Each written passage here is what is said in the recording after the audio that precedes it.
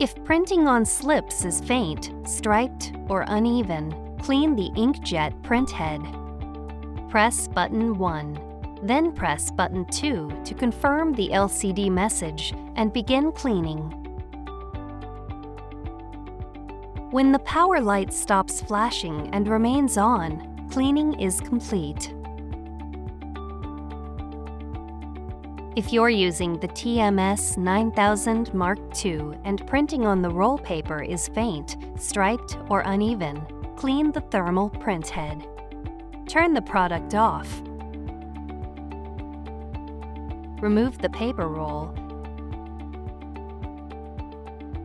and let the print head cool down before cleaning. Dampen a swab with ethanol or isopropyl alcohol. Move the swab repeatedly along the entire surface of the print head to clean it. Use both sides of the swab. When you're done, discard the swab and place the roll back into the unit. Next, unroll the paper until a few inches extend out of the unit.